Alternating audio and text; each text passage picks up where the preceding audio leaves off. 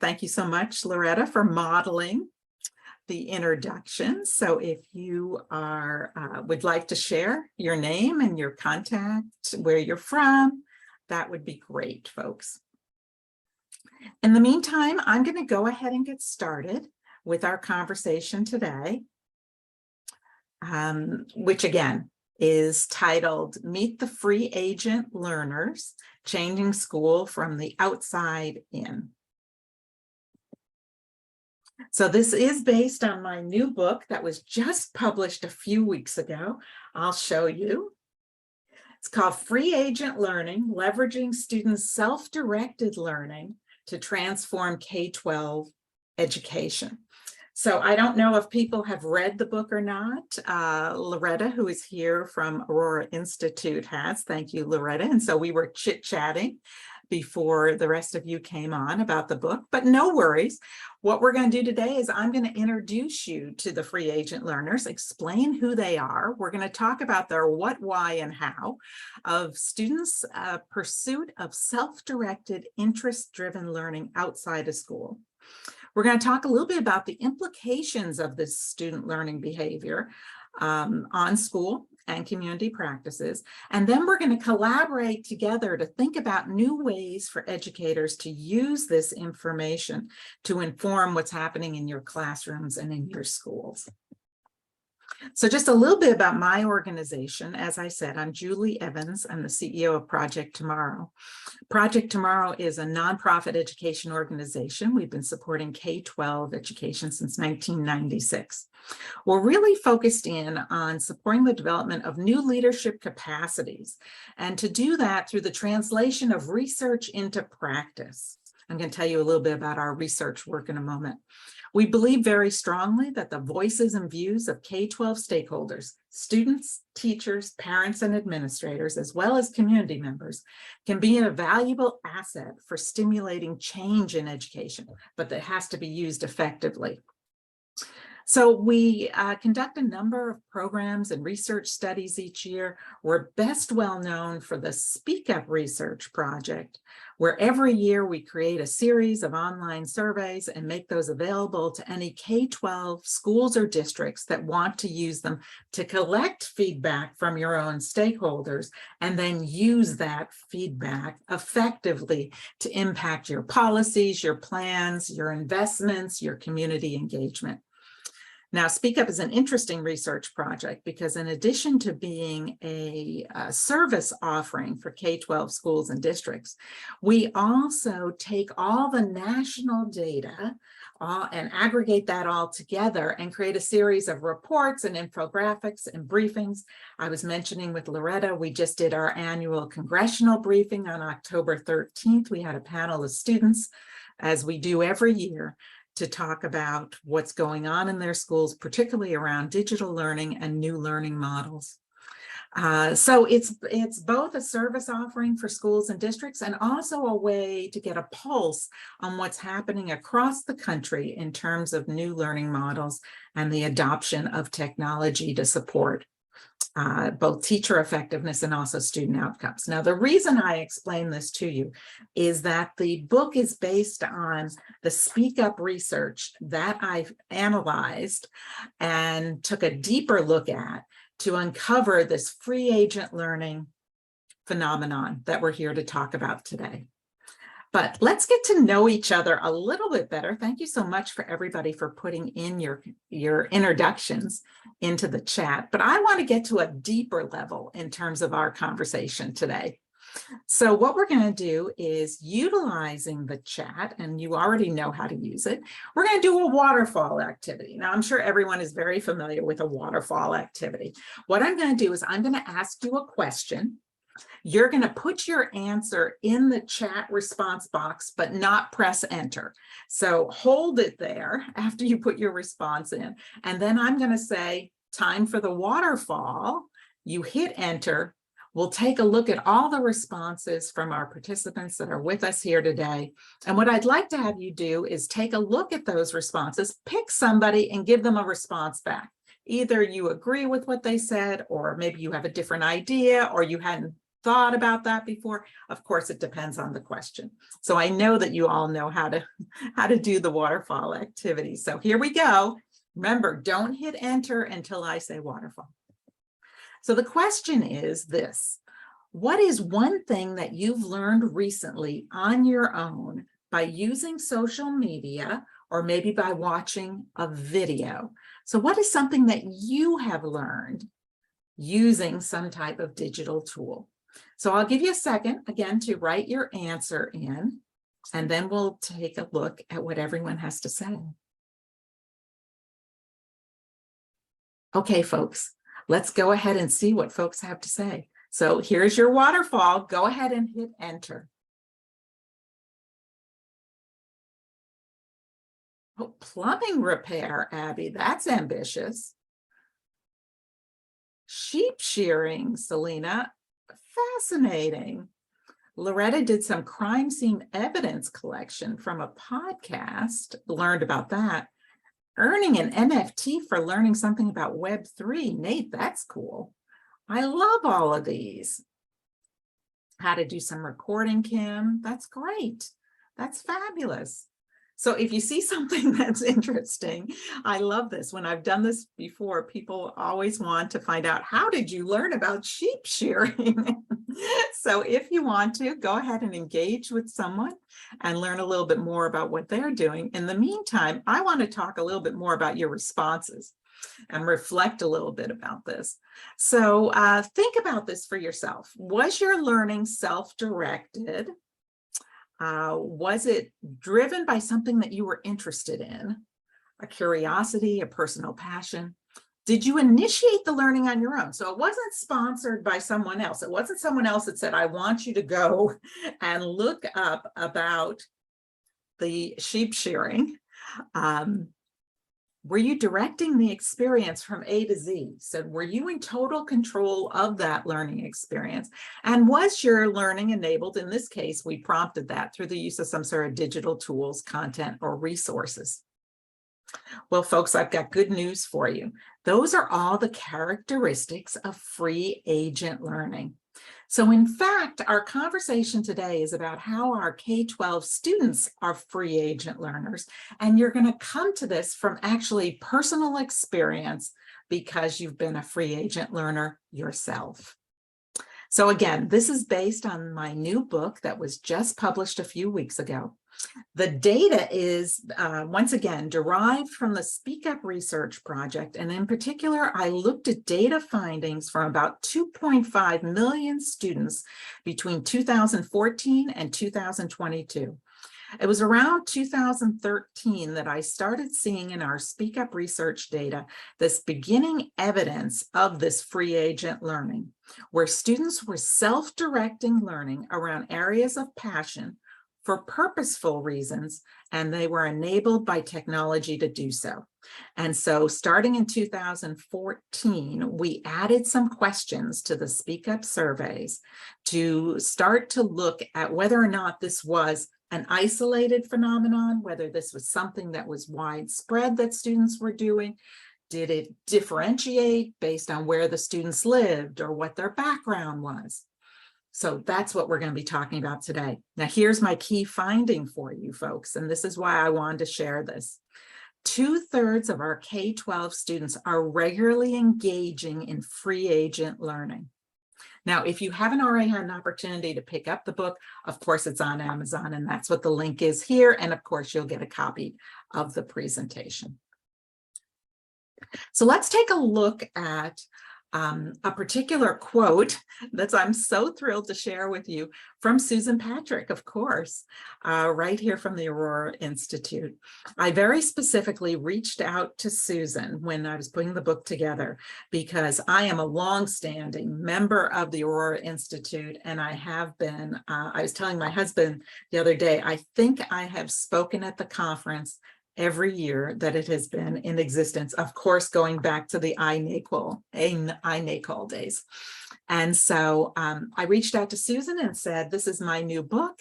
Would you take a look at a pre-copy and give me some thoughts on it that potentially could be used? And in fact, that particular quote that I'm sharing here is actually on the back of the book.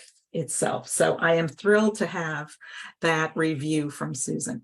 Now, one of the things that I always thought was so interesting when I was doing this research is that it kept coming back and back to me so much that I learned from the Aurora Institute and coming to the symposium each year.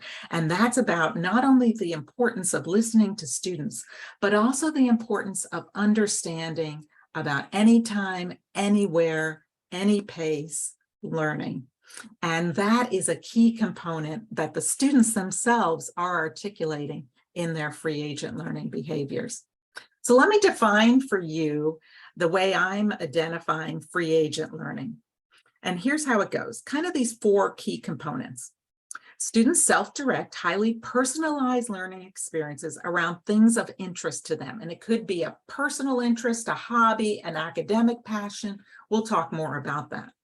These are not learning experiences, however, that are sponsored or facilitated by a teacher or another educator. In fact, the student is untethered from the traditional education settings when they are engaged in these activities. Now, the greater access to technology has enabled more students to become free agent learners and to adopt these type of behaviors and mindsets. So here's a positive silver lining to all the more technology that's out there today. And the other thing that's interesting, we're going to talk more about this as well, students' learning experiences are actually representations of their preferences for learning in school. That's why I wrote the book. I wrote the book both to bring to everyone this concept of free agent learning and to stimulate the idea that we should be paying more attention to how students are using technology to support their self-directed learning outside of school, because it has implications for the way they are viewing our in-school experiences. That's number 1. And then number 2 is it can be used as an asset to continue our enhancement or improvement of the K-12 classroom experience. So some folks will say, so what is a free agent learner? Where did that come from? Well, it is a riff on the way there are different athletes that consider themselves free agents. So I have a picture here of Manny Machado. I don't know if you're baseball fans or not, but you may know that the Padres were just in the division series. They just lost last night to the Phillies. So the Phillies are going to represent the National League in the World Series. You may have also, if you're a Yankee fan, you may be a little bit upset because they lost yesterday as well, and the Houston Astros. So if you're an Astros fan or a Phillies fan, you're probably excited about the upcoming World Series.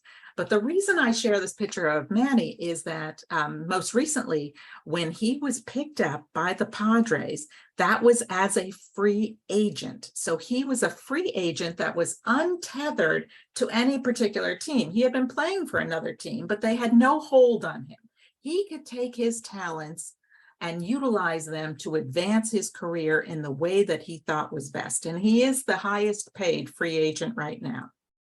In the same way, our students are driving their own educational destiny by pursuing self-directed learning that's untethered from the traditional school environments. And that's the connection there to the free agent learners. But we've got to connect the dots. We've got to connect the X's and the O's. I'm using all kinds of sports metaphors for you today to understand the context here. So what we're going to do is we're going to start off talking about school-based learning experiences. So in the book, I talk about the 4 different education environments for students: school-based environments, obviously homework or other things that are derivative from that school-based experience, extracurricular programs, and then the self-directed, interest-driven learning. We're just going to talk about school-based to provide the context for understanding not only the free agent learning experience, but why it's important for us to all pay attention to this. So to do that, I'm going to share with you some of the Speak Up research data. And in particular, we're going to look at a comparative set of data. We're going to look at what we saw in terms of technology access in our schools prior to the pandemic. So in the 2019-20 school year, but prior to March 2020, because we know in March 2020, many schools and districts provisioned devices to students to use. So what was the technology access that students had in schools prior to the pandemic, And what does it look like in this just past school year?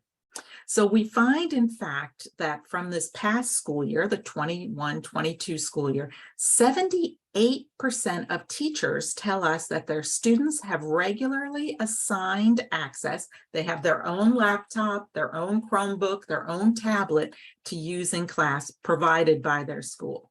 That compares to the 51% that were in place, those sort of one-to-one programs that were in place prior to the pandemic. So we saw an increase, obviously, from 2019 to where we are today.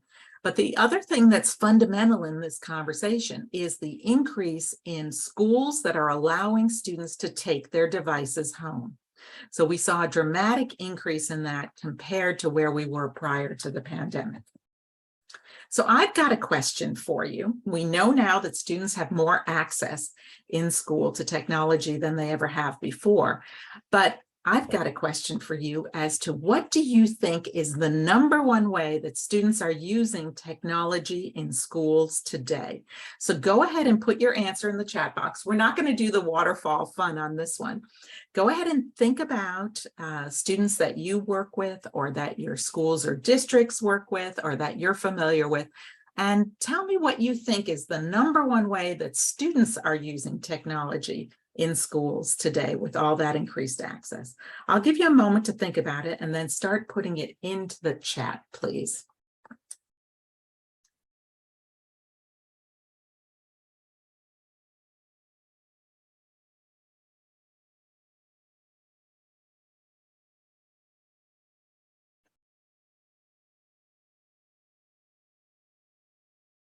I see some good answers here, definitely some good, thoughtful answers. I agree 100%, Kim, in terms of consumptive society, watching, reading information, checking email, Tammy, that's great, accessing Google Documents, using the LMS, in this case, a Canvas system on their Chromebooks, Selena. Wonderful. Okay, folks, you can keep your answers coming in if you want, but what I want to share with you is what students have told us is the number one way that they're using all this new technology in school. And again, I give you that comparative from prior to the pandemic to where we are from this past school year. The number one way that students say they're using technology in school is to take online tests and quizzes. You can see over 80%. This data is middle school and high school students. It also is the number one for students in elementary grades, even kindergarten through 5th grade. Now, of course, folks, we're here at the Aurora Institute, so I know where your perspective is. That's obviously in support of educators, not in support of students taking the online tests and quizzes, unless we're using that from a formative assessment standpoint. So we can talk more about that if you want.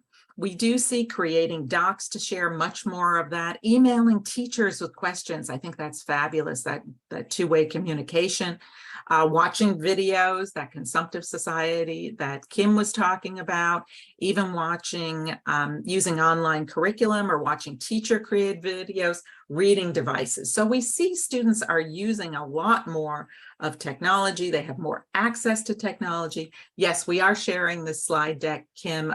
There's actually a link up at the top of the chat box, but we can put that in again so you can have ready access to it. I definitely want you all to be able to share this back in your schools or districts and the organizations you work with. So we know that students are using a lot more technology, they have more access to technology than they ever have before. But does that mean that their education experience is better? Now we're having a question, right? So I pulled this quote for you. Now, this is from the Speak Up surveys from this past school year, the 21-22 school year. This is from a grade 10 student from El Paso, Texas. Now, I put the whole quote in here because, again, I want you to have the slide deck. So I want you to go back and take a look at this quote. But the gist of it is the student says, you know, the traditional school environment doesn't work for most of us, doesn't work for this particular student, and it doesn't work for the majority of their colleagues, at least from their perspectives. And whereas they say that, yeah, there's a lot of change in technology, my school's improving technology-wise, but the teaching methods are still the same as in the past. And the student has a sort of a call out to their teachers to say, you need to understand that not all students learn the same way, or not even as fast as other students. So I think that's really interesting. When we think about our school-based experiences, let's really understand what that school-based experience is like for our students, because I think that's a door opener to looking at how students are learning on their own. So I have a little bit more data here for you. Today's students are very interested in doing well in school. Sometimes people will say to me, oh, these students, they're not interested in learning. Students are very interested in learning. They may just not be interested in what we're teaching, right? And that's a different thing. But here you see 80% of students, middle school and high school students, say doing well in school is important for them. The same for elementary students. That number hasn't changed at all. We've been polling on this for 10 years. That school is stressful? Yes. 3/4 of our students say school is stressful to them or makes them anxious sometimes. That's a reality we should be dealing with. But these next three are ones I really want you to give some pause and thought to, folks. I'm engaged in what I am learning in school most of the time. 50% of our middle school and high school students said they agreed with that number. 50% did not. This is not the result of the pandemic, because we have data from before the pandemic that's exactly the same. 50% are engaged in what they're learning in school and 50% are not. You see a smaller number say they're interested in what they're learning in school, and only 1/3 of our middle school and high school students nationwide say their classroom allows them to do their very best work. Now, folks, your mileage may differ. Your students may have a different perspective, but this is the result from a national sampling of 41,000 students across the country, demographically diverse.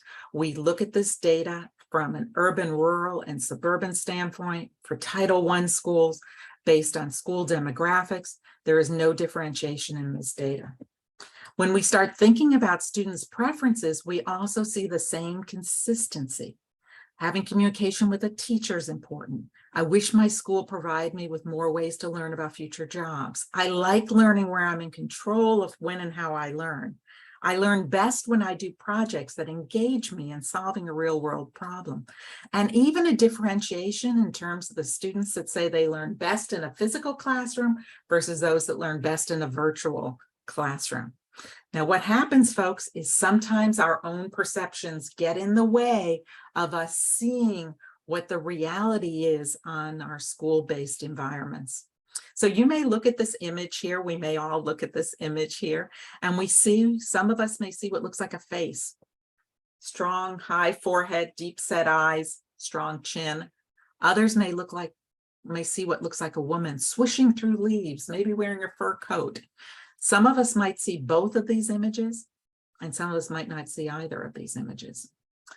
We do have a situation where we have a learning disconnect that is happening in our schools and the way that we're approaching classroom instruction. And that may be because we're seeing things differently than some of our stakeholders, or we're seeing things differently than our students do. And those sight lines, the inherent or implicit bias that we may have, may be impacting how we're trying to improve the educational experiences and opportunities for students. Now, since we've been doing the Speak Up research project, which started in 2003, we have been also documenting this other phenomenon. And that is that students have their own vision for learning. Now, it's not going to show up on a t-shirt, it's not in a meme somewhere, but it's based on the analysis of all of this Speak Up research data, over 6.2 million respondents since 2003. And we take a look at this, and what we see coming from our data is, in fact, that the student vision for learning is based on these 4 components. Students want learning experiences that are socially based, where they have the opportunity to collaborate with each other, with their teachers in co-learning environments, with experts around the world, with other students, with other teachers, with professionals. They want learning that is untethered, meaning that they don't want to be limited by the resources in their community, at their school, or even their teachers' knowledge. These students are all connected. and they understand that the world is filled with knowledge that could help them be better prepared to be successful in the future. And they don't want to be limited, again, by the only the resources that they have immediate physical access to.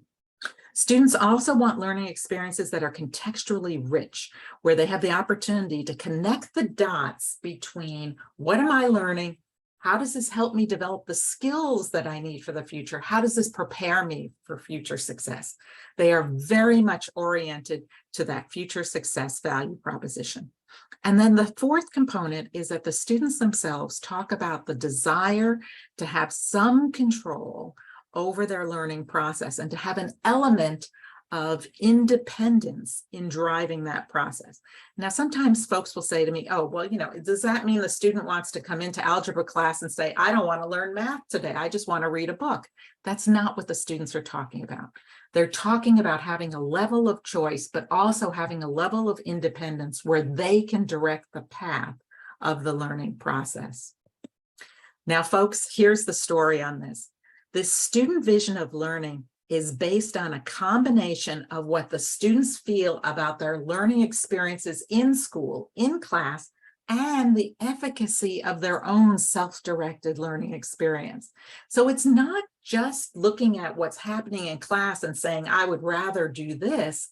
It's actually based on the fact that through their self-directed learning, they're having opportunities to really understand what the student vision of learning could look like in a very positive sense, and they want to have more of that.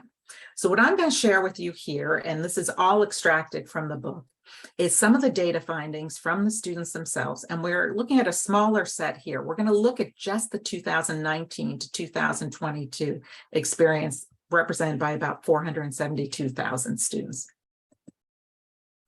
Okay, so we know that outside of school, students have access to a lot of technology also. These are our latest numbers on the Speak Up Research project about personal smartphone access.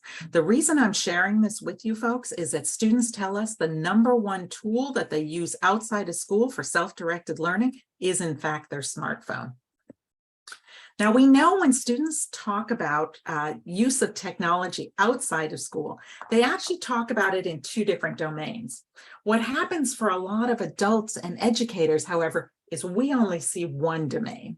So we think about the way students use technology outside of school as all about entertainment, friend development, relationship maintenance, having fun. Whereas I've already previewed for you from a free agent learning standpoint, students are also using that technology access outside of school to support their self-directed learning. And in fact, over 2/3 of students in grades 6 through 12 say that they're doing this on a regular basis. Now, here's an interesting question while I'm sharing some other of the research findings from the book with you, is to start thinking about how many teachers ask their students about how they're using technology at home for learning. So these students are engaged in learning outside school. They're using their own tools.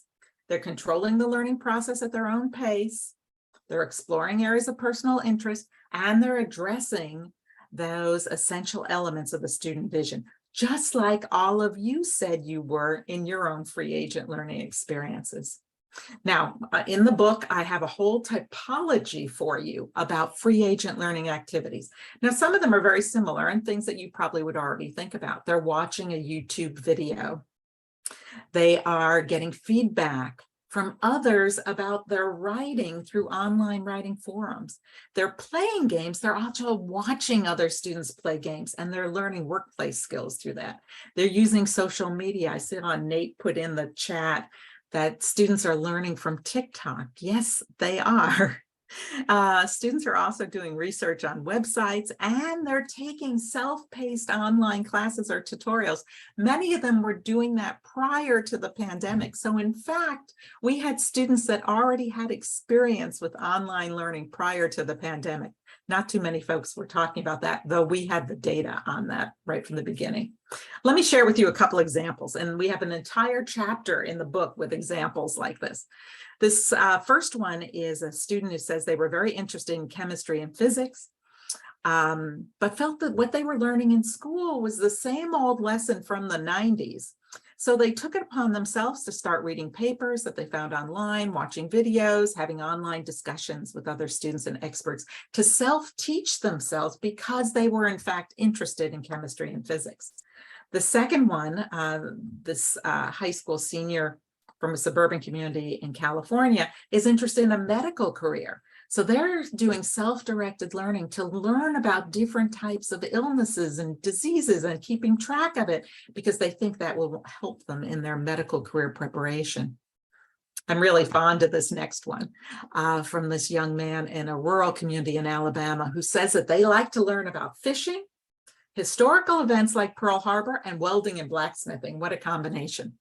And so they are going out to the internet to find out about all these things that are interesting for them. And then my final example here for you, just from the quotes from the students, is that this student is learning how to use Adobe Photoshop and Illustrator, both because it's fun, but also because it gives them some skills that maybe they can use later on. Now, some of you might be questioning this, so I like to answer this right up front. I did look at the data and did all the statistical testing on it to see if we see differences based on gender, based on technology skills, demographics, community type, or even if the students have high-speed internet access at home.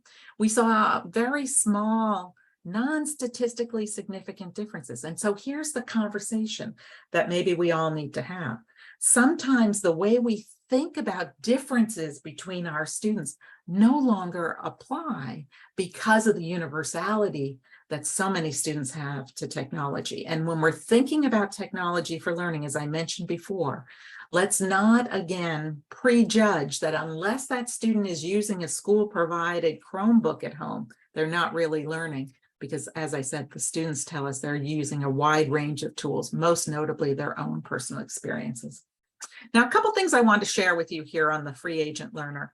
It is different than school-based learning for 4 different reasons. And some of this I've already talked about. It is untethered from school, so there's place independence. The students are directing that learning process. They're in the power position. They own the learning experience. That use of technology is highly purposeful. For the Speak Up data, we have been documenting this for years, but it might be something new to think about or to ponder. For today's students, technology is a utility. It's a way to be efficient. It's a way to be effective. It's a way to open doors. It's not just about engaging the learning process. It's about being effective with the learning process. And that they are motivated, there's an intrinsic motivation, a spark for them to do this self-directed learning. And unfortunately, sometimes we don't find that same intrinsic motivation in school. Now, when we asked students about why they were self-directing learning outside of school, these were the 4 key reasons. Self-remediation, that's where the students realize that maybe they're not being as successful in math class as they should be, or as I mentioned before, they want to be a better writer. And so they're looking for ways to improve their academic achievement in school by doing that self-remediation outside of school. They're also interested in developing their skills, particularly skills that are going to help them from a workplace standpoint, help them be better communicators, help them be better critical thinkers, make better decisions, be a better collaborator. It's also driven on curiosity, and quite often that curiosity component starts in school. So there may be a lesson, this is one I talk about in the book, about Civil War medicine. So it could be part of an 8th grade Civil War American history class or something in high school even. But that component of talking about Civil War medicine was probably a very small piece. It did revolutionize emergency medicine, but might have been a very small piece in that particular teacher's unit of study or what their pacing guide said or what their curriculum standards told them to address. So the student goes home, starts looking up Civil War medicine, becomes an expert based on looking at a whole range of different resources and reading different articles and really taking that onto themselves. And then also career exploration and preparation, where they're starting to think about their future and they want to learn about how do I get into college? What should I be doing now to prepare myself for a career in military? What if I want to be an entrepreneur? What should I be doing now? So in the book, I talk about several different free agent learners and give you firsthand experiences on all of these students.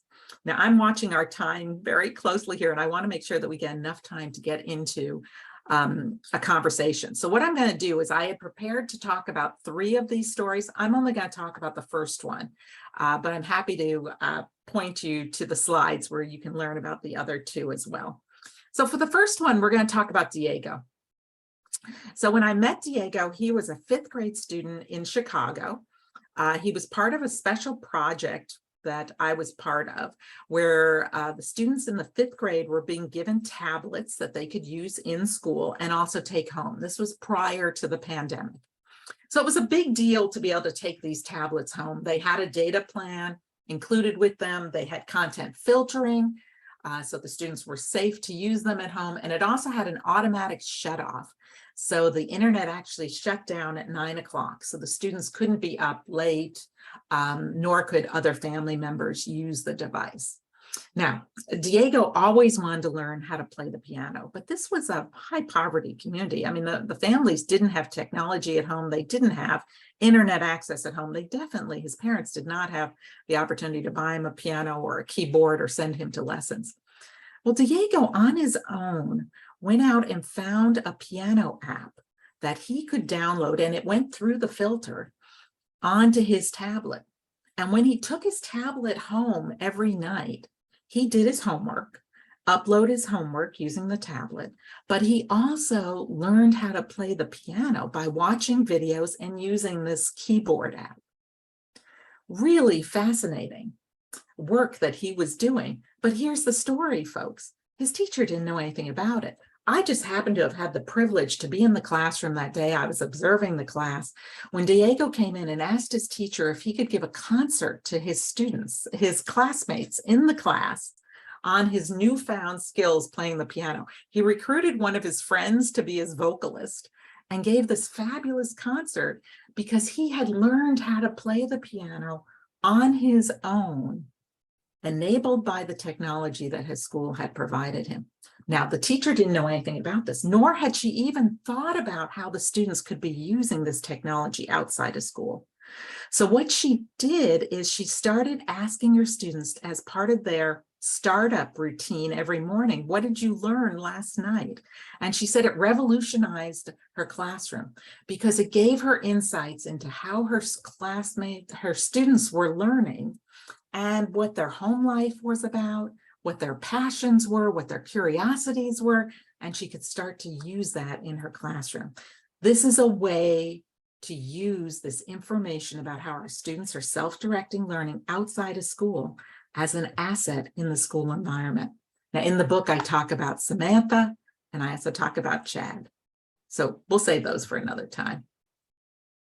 So all of these students have the same thing in common.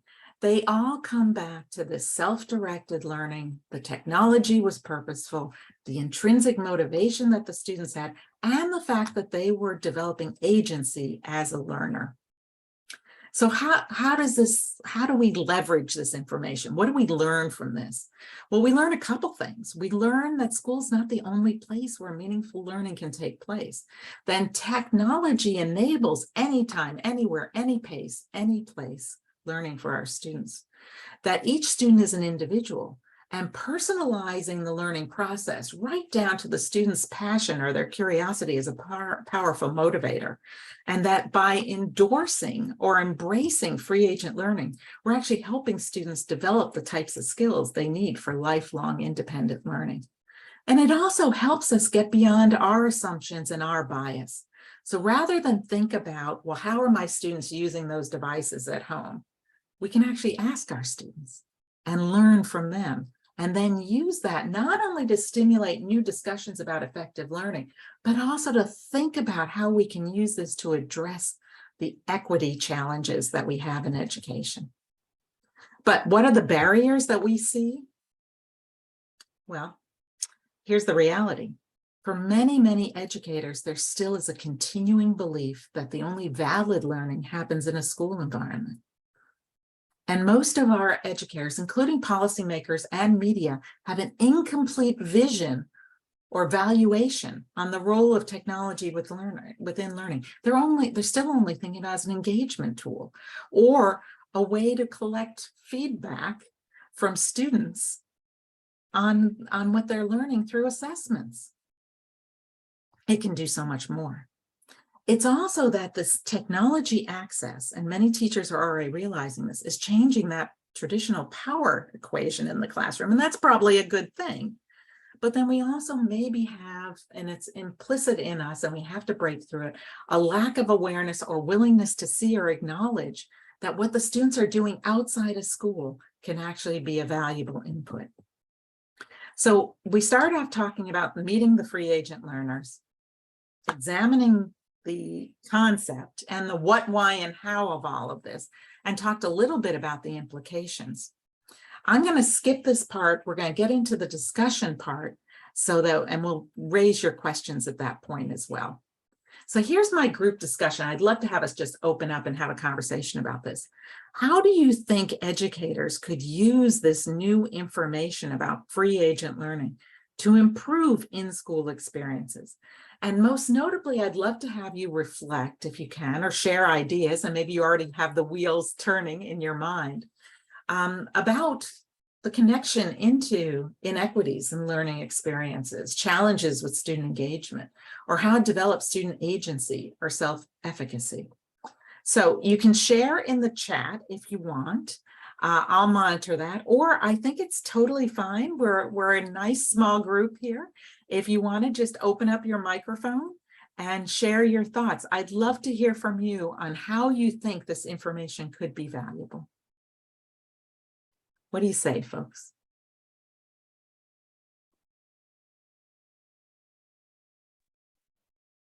I'll start. Thanks, Nate. Yeah, and Kim just put it in there, just this idea of passion projects. So certainly passion projects and Genius Hour have become fairly popular in schools, and I think they've been successful when implemented well. But they still are on the fringes, meaning they're the last 30 minutes of the day, or they're just not incorporated everywhere.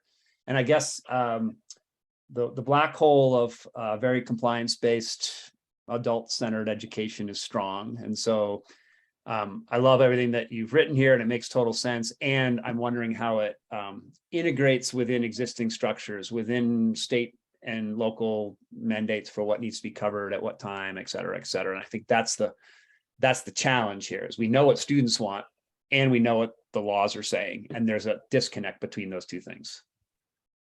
Absolutely, Nate. Thank you for sharing. And I do talk a lot in the book about the promise of competency-based learning environments and what needs to happen to get there, of course. So it is, part of my, if I had a mission, a vision, a goal, was to bring this to folks so that we can start having these conversations with policymakers. We can start having these conversations with the folks that are putting in the policies or the restraints that result in passion projects or Genius Hours being at the end of the day or at the end of the semester or at the end of the school year after testing, so that we can think about this differently. So thank you for sharing, Nate. Some other ideas, folks.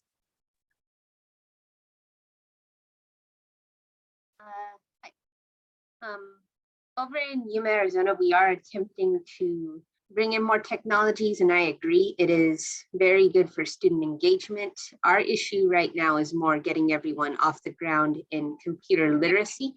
A lot of the kids in our community in Yuma, Arizona, they come from households that don't have internet at home and from parents who aren't very well versed in computers themselves. So right now it's an uphill battle just getting the students to use the computers. We're learning, but it's gonna take a little bit.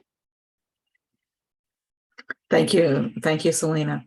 I've been having several conversations and totally appreciate that environment, the reality of that environment in Yuma. I've been having several conversations with folks, even in communities that have a lot of technology, about information and media literacy skills.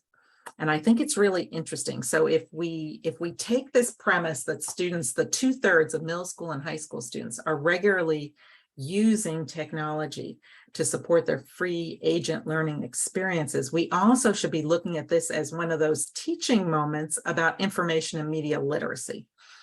And so how do we do that in a way that makes sense, that honors the experience that students are having? And that's also part of the literacy development, whether it's the mechanics of using the technology and the tools, but also understanding, are they, when they're out there pulling this information in, do they have the skills to really discern what is real or what is not accurate? So thank you also for sharing, Kim, about the computer literacy course that you just built. That's wonderful.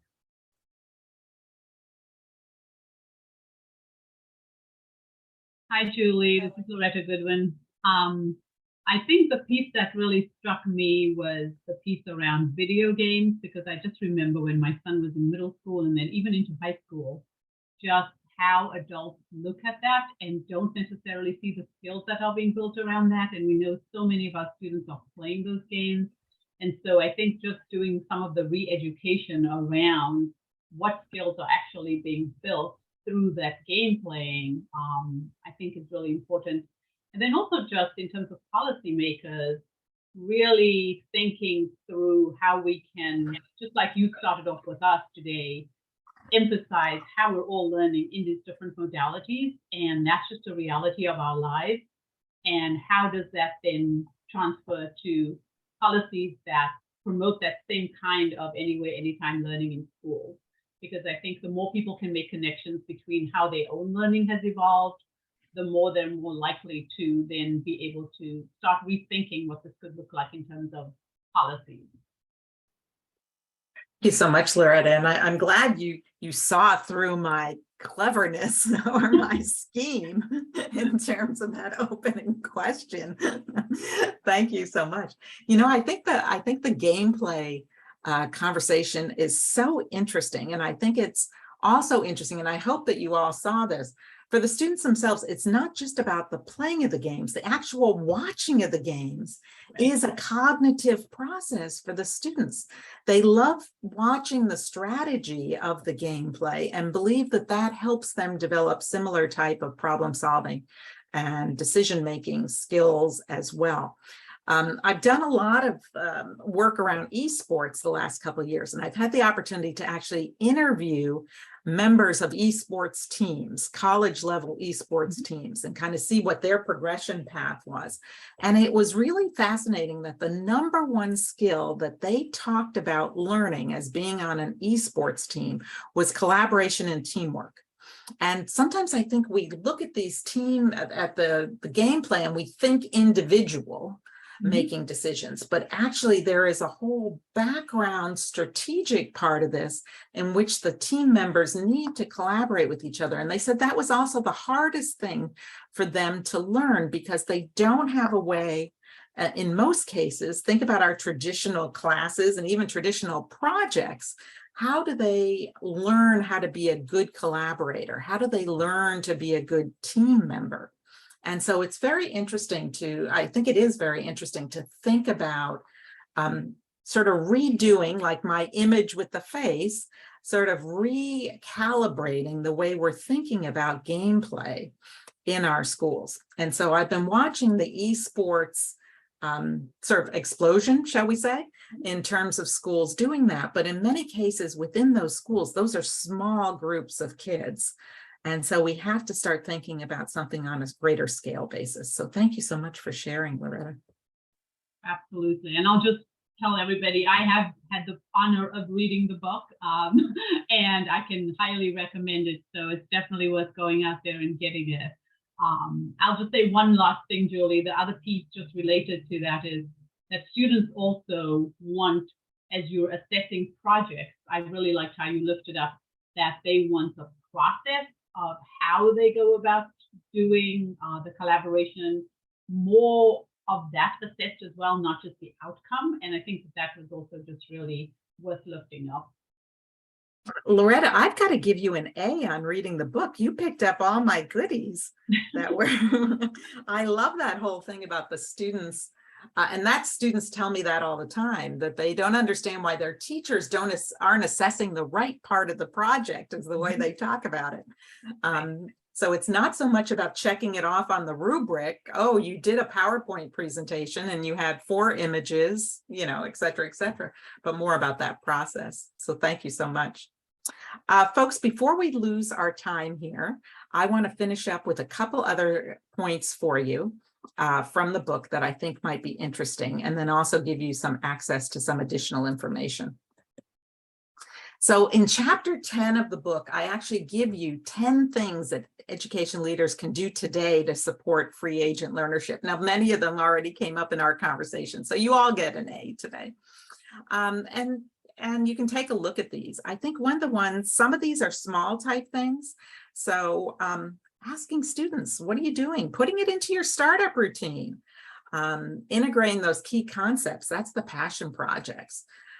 Thinking about providing academic credit for self-directed learning. Now, Nate kind of teed this up with us. That's probably outside of what a teacher can do in many cases, but actually starting to think about what are the steps that we need to do that. And then also this idea that in fact, our teachers and administrators are free agent learners in their own professional learning and development as well. We actually have Speak Up data on that as well. And also in each chapter of the book, I give you what I call now think about this.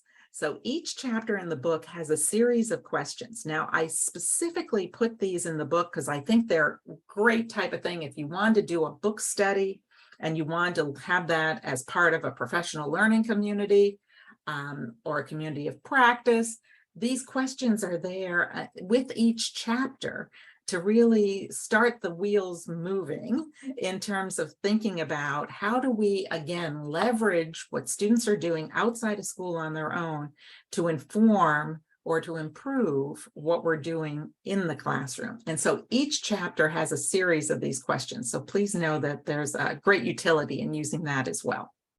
Now, folks, if you want to learn some more about free agent learnership, particularly in your community, the Speak Up surveys is a great way to do that. Once again, we have our surveys are available to any K-12 school or district or classroom that wants to use them to collect feedback from your stakeholders. You get back all of your locally collected data as well as state and national benchmarks. It's 100% a free service. We do all the work for you. The surveys are open from October 13th to May 13th. We have surveys for students, kindergarten through 12th grade, available in English and Spanish. We also have surveys for parents, again, English and Spanish, for teachers, administrators, as well as other titles in the district organization. Additionally, I've started scheduling some professional learning workshops or book studies in schools and districts where we can have a deeper dive than what we had time here to do today. If you're interested in that, please contact me. And I would love to hear, if you have the opportunity to read the book, I hope you do, what you think of my book. What did it stimulate in you? What did it give you some new ideas about? I consider myself an ongoing learner in this conversation, as many of you may be as well. And so I'd love to hear what your feedback is, if you don't mind sharing with me. I do very much appreciate you joining me today. As was noted here, my good friends at Aurora Institute have already shared the slides with you. Please feel free to use those. You can also reach out to me if you would like some more information about how I could support your efforts. In addition to that, my hosts here at the Symposium have a short survey on this session that they would like to post up for you. The link just went into the chat. Please take a moment to give some feedback. They're then going to share that with me. That helps me improve. We're all learners, right? We're all into continuous improvement here.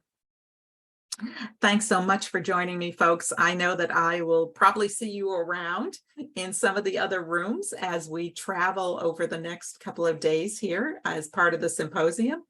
And so thank you so much for being here today. It was really fun.